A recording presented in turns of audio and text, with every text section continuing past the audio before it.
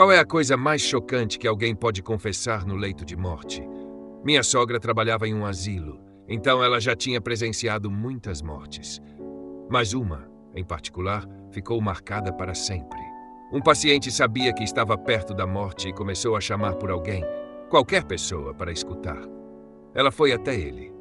O paciente disse que, quando era jovem, o pai dele tinha saído para beber com alguns amigos e, no caminho de volta para casa, atropelou uma menininha. Ele deu detalhes muito específicos sobre onde e quando isso aconteceu.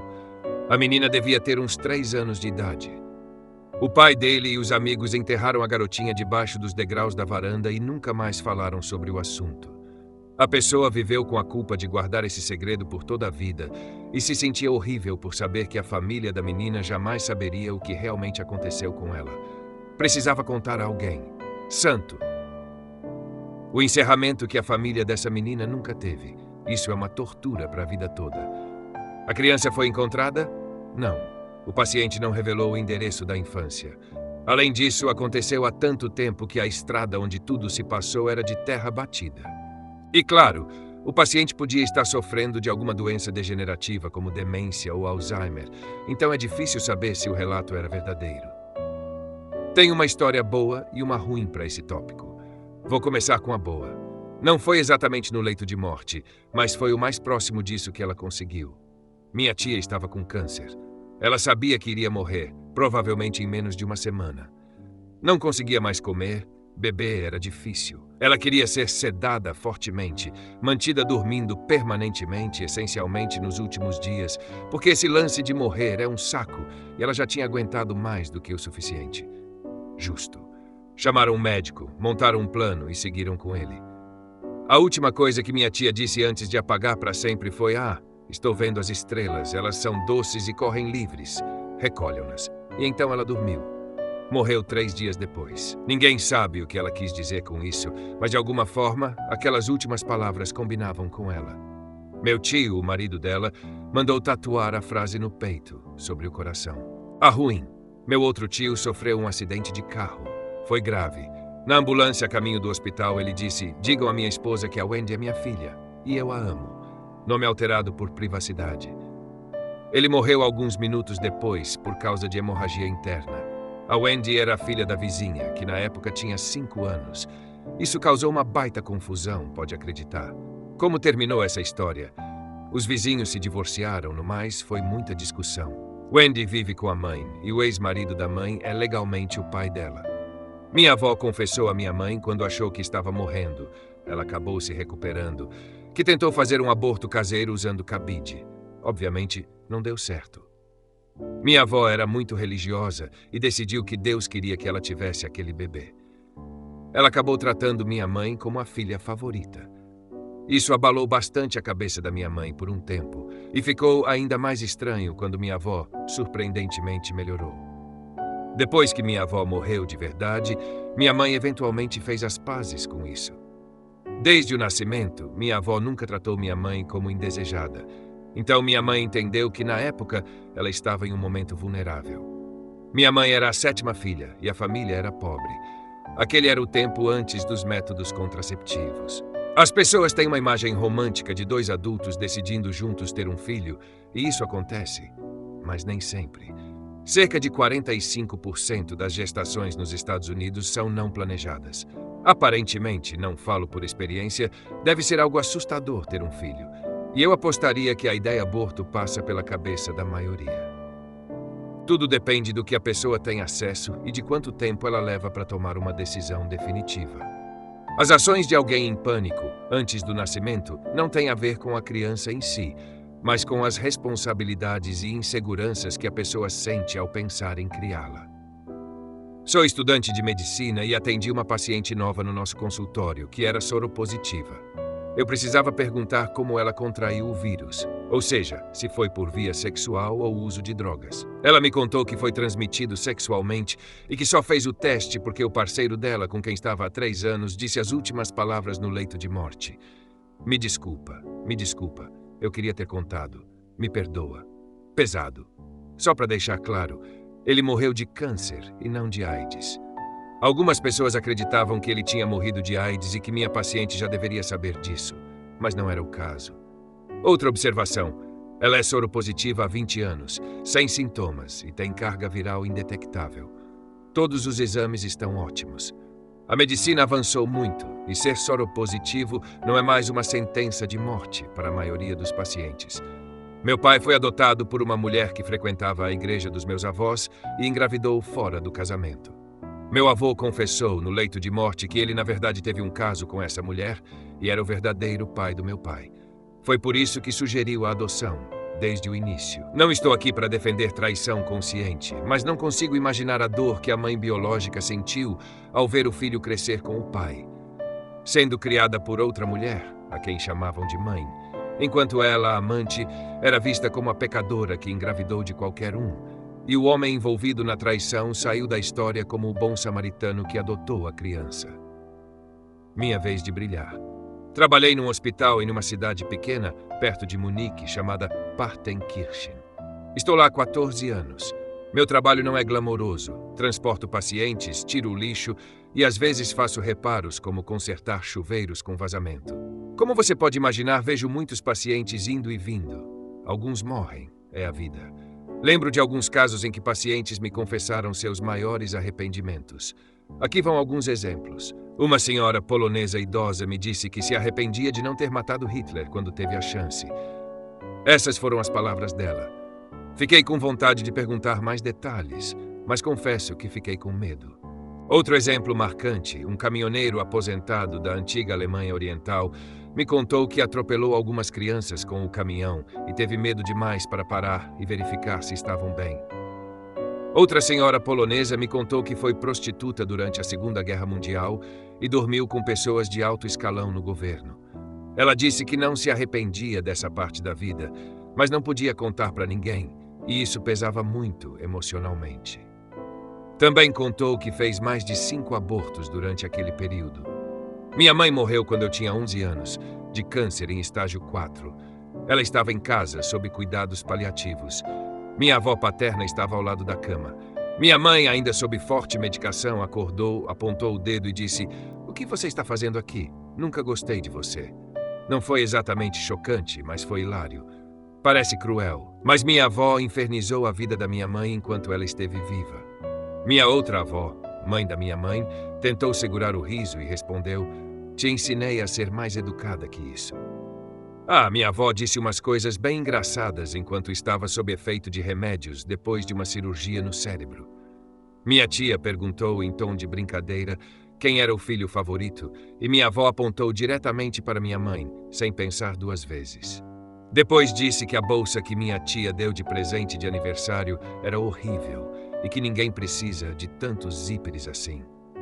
Também fez alguns comentários bem impróprios para o médico. Ela estava se divertindo tanto que no fim do primeiro dia, ninguém mais fazia perguntas que não quisesse saber a resposta. E todo mundo começou a desejar estar sob o mesmo remédio que ela para aguentar o resto da semana. Minha avó sempre foi muito religiosa, a vida toda.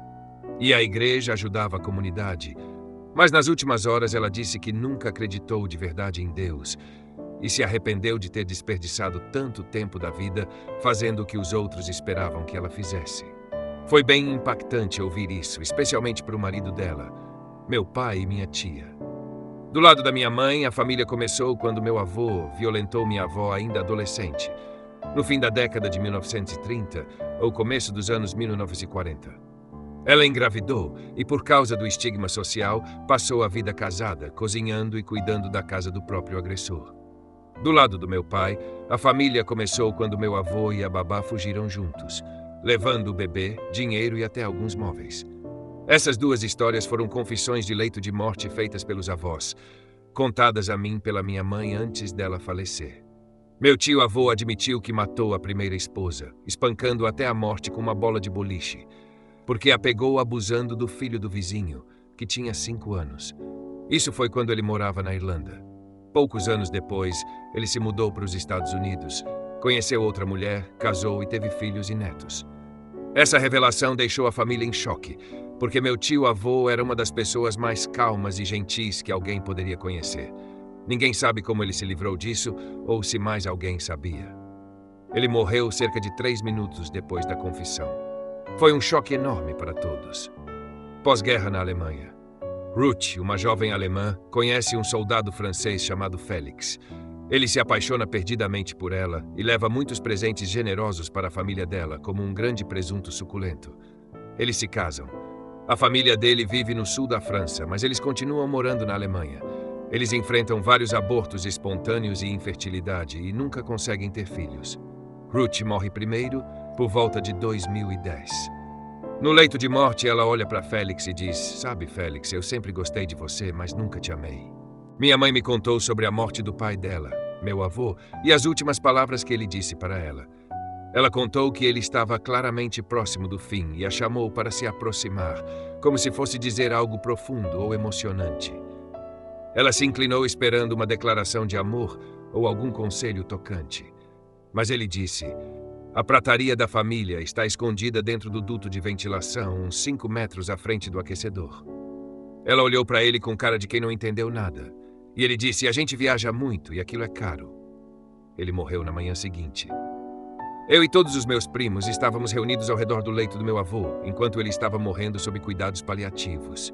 Cada um dos primos, e éramos muitos, deu um beijo nele e tentou conversar, disse que o amava, etc. Mas ele não respondia a nenhum deles, apenas encarava, sem dizer nada. Até que chegou a minha vez. Eu me sentei na beira da cama, segurando a mão dele, com todo mundo olhando. Ele me olhou e disse: "Eu não gosto de comida mexicana." E foi só isso. "Você não é mexicano, né?" "Desculpa, era bom ter esclarecido antes. Não, nós não somos mexicanos." Tenho uma tia-avó que faleceu quando eu tinha 17 anos.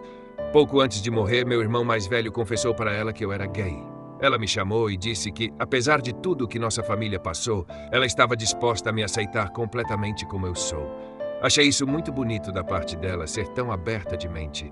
Só tem um problema: eu não sou gay. E ela nunca acreditou em mim depois daquilo, porque meu irmão já tinha confessado. O que o seu irmão estava escondendo, rindo num canto com uma filmadora ou algo assim? Que absurdo. Bom, naquela época não tinha filmadora, mas tinha muitas risadinhas agudas. Logo depois, ele foi diagnosticado com insuficiência cardíaca em estágio terminal. Algumas semanas antes de morrer, meu avô me contou várias histórias sobre a Segunda Guerra Mundial que mudaram totalmente a forma como eu via tanto ele quanto a guerra em si. Antes de continuar, preciso dizer, meu avô era uma das pessoas mais gentis que você poderia conhecer.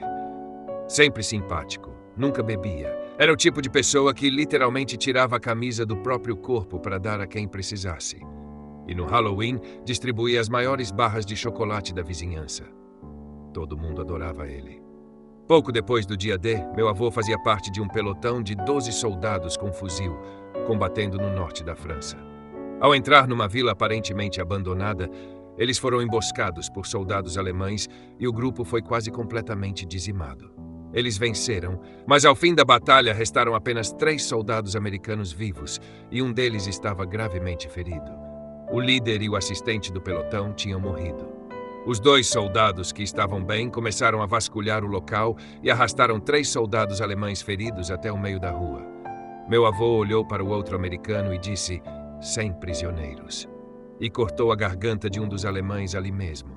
Disse que quase vomitou, porque havia muito mais sangue do que ele imaginava.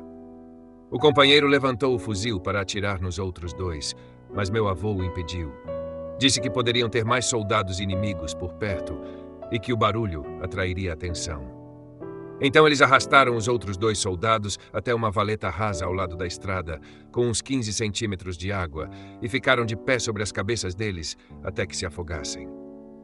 Depois disso, meu avô passou a odiar os alemães. Ele confessou ter cometido vários crimes de guerra, incluindo atirar em civis alemães e matar soldados que estavam tentando se render, o que aparentemente não era incomum.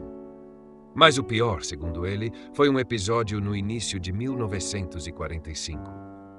No início de 1945, o novo pelotão do meu avô atravessava uma pequena vila alemã. Ele e mais alguns soldados arrombaram a porta de uma casa pequena. Lá dentro, havia uma senhora alemã, idosa, em uma cadeira de rodas.